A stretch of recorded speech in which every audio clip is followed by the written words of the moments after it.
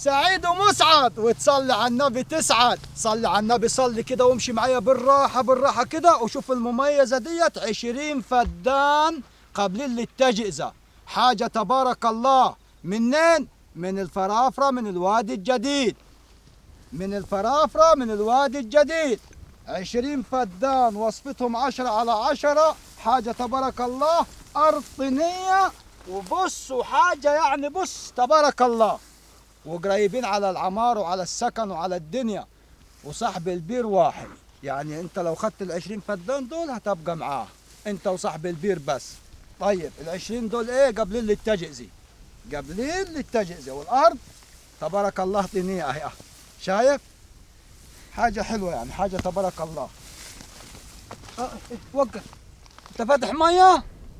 في ميه. ارجع طيب.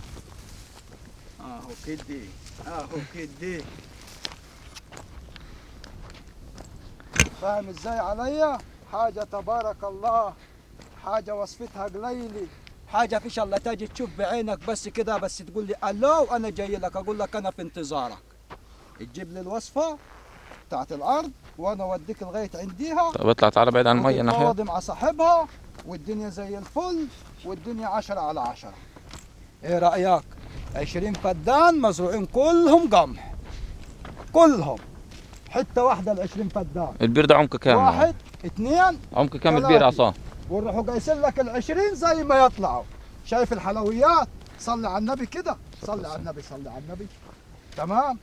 عمق البير أعماق 750 وعليها طاقة 65، والمية مكفية وزرع البير كله برسيم وقمح. بس البير ده يملكه شخص، والشخص مش هيبيع الا 20. عاوز منهم 10 ماشي، عاوز ال20 على بعضهم ماشي. ايه رأيك؟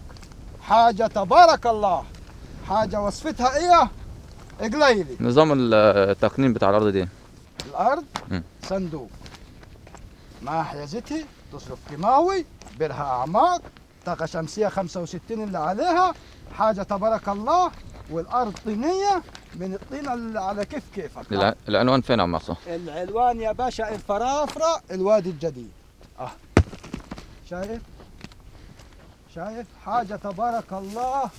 اخرهم طريق من هنا، اخرهم طريق من هنا. دي الطاقه بتاعتهم اللي هناك دي صح؟ يعني بص، تربيعة 2 3 ويتقاس ال20 انت وماشي كده. الارض فوق لسه في تاني. لسه لها باقي فوق. شايف القمح ظاهر من هنا؟ شايف؟ ارجع من الطين ده عصام، حاجة ارجع من الطين، تبارك بدل الله. نغرز عصام.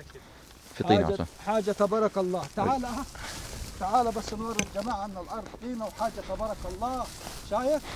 لحسن انك بتفكرها بحجارة ولا حاجة. طين ده. شايف؟ مش حجارة دي ولا حاجة. تمام. حاجة تبارك الله، واخد البركة. استاذ احمد، البير والطاقة هناك. هذا البير وطاقه شمسيه هم هناك هم بير اعماق وطاقة شمسية. تمام. عاد عاوز تبني فوقيهم زريبة للمواشي على طول جاهزة. عاوز تبني زريبة للمواشي توكل على الله، ماشي يا عم ما عصام. حدش يقول لك حاجة. السعر كام يا عم عصام في الارض دي؟ لازم يعني؟ ايوه. اكيد حبايبنا بيحب يسمعوا السعر. لازم. خلاص يا عم هنقول السعر. سعر الفدان الواحد في الارض ديت 250,000. تمام يا حاج.